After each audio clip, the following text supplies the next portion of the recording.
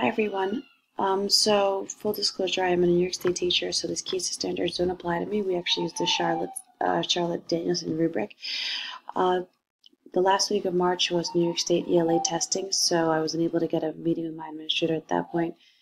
The following week, I had 2 meetings scheduled. One was canceled, and the other one, unfortunately, within the first 7 minutes, she was pulled out and wasn't able to reschedule that one. And now we're on spring break. So I'm going to work on what I did speak with her about and what I already know from the district. Our school was a lot of implementing, so we're definitely just beginning in terms of these standards that we have. And one of the major things that I did speak to my administrator about was relationships. So if I pull up here, give me 1 second, I actually went through these relationships and took a look at each one with my administrator. Sorry, I actually did a whole PDF on it. I don't know if it'll pull up. We'll see. Maybe in a bit. Let it load. I'll go back. So the major takeaway I got was there is no evidence of support for +3 years. There is no vision evidence, no shared vision with families talking about what was going on in the district. Minimal resources for our families. I'm on the shared decision-making committee, so we meet every 3 months. Actually, it's 2 parents on the committee, and the rest are teachers and administrators. It's about 6 of us. And nothing's really discussed in that sense. I did find it interesting that educator evaluations, we were modeling, which was the only section in terms of relationships where we were modeling.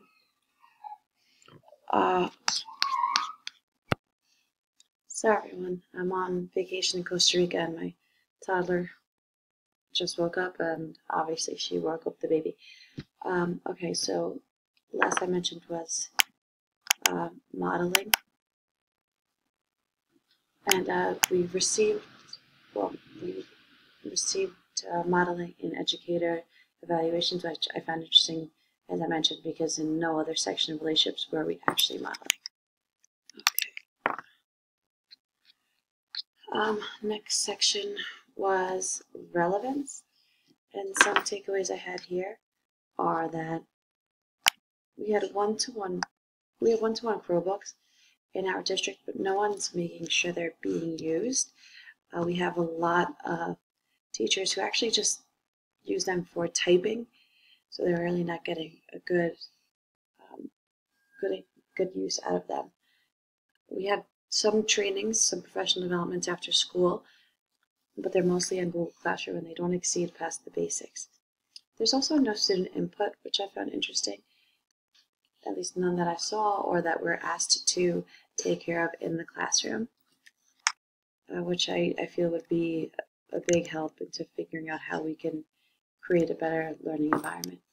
Our responsive culture, which was very progressive, it was the hardest one for me to wrap my head around, mostly because I didn't see myself or the school passing the implementing stages for any of those sections. To me, this will be the biggest game changer because it takes a closer look at the overall school community and how it functions as a whole to create a better learning environment. It really goes to that systematic thinking, which I saw on the Kansas State website. There was another video there talking about how you really want to take a look at the whole picture, not just one part of a group, but how everything works together community-wise. Rigor is mostly on the administrator side, and I wasn't able to determine the level of criteria achieved because, as I mentioned, I wasn't able to get a good meeting in with my administrator at the time. So I'm hoping that when I do revisit this with her, once we come back from vacation, I will be able to get a little more insight on that. My principal's leadership style and approach, I think, is more of a laissez-faire approach. She kind of lets us do our own thing, which is really nice for me because I could definitely work with that, but for a lot of the other educators, it's difficult because they like structure, they like being told what to do, and especially when we're constantly being changed in terms of our curriculum and Common Core mathematics and getting rid of old textbooks and using new academic-based and a lot of cross-curricular subjects areas that we have to start using. It's hard for them because they can't just go and create. They've been doing the same thing for a long time, and having logograms would actually be a little more helpful. What areas of school improvement did the two of you identify? So as I mentioned, we didn't actually get this far at all. So I did identify two of my own. And for me, I targeted family involvement in the relationship section and the rigor. A lot of the resources that we do send home for family involvement are generally just in one language, and we have a big bilingual population in my community. So that really, it bothers me. I'm sure it bothers the parents as well, because a lot of the resources, while we are giving it to them, they aren't easily understood. And a lot of the times the students have to translate for their parents. And the next one is rigor, which was an area that I didn't have a lot of feedback or information about.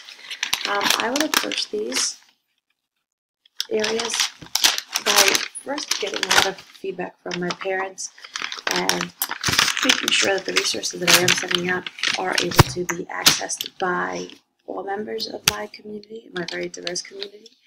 And in terms of the rigor, I would definitely have to say that I would try and do a lot more of the looking at the demonstrating for that section, because, as an educator, it's hard to figure out where I'm going if I'm not being shown what I'm doing. So as a building leader, I would try and do a lot more demonstrating in that rigor area.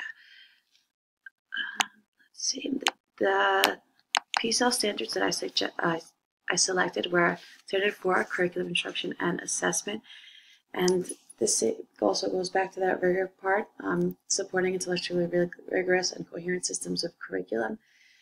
I chose this one because it's important to me for an administrator to help not only the teachers, but in turn the students to create a good academic success. I selected equity and cultural responsiveness. I selected this one to make sure that we have a cultural responsiveness in place in our district, because as I mentioned, we have a very diverse community and I don't see a lot of that actually happening. And lastly, professional community for teachers and staff. A big part of this for me was the professional development that I don't feel that we have yet. So I would definitely want to implement this to help us reach our goals. This definitely went over 5 minutes a lot. Sorry, guys.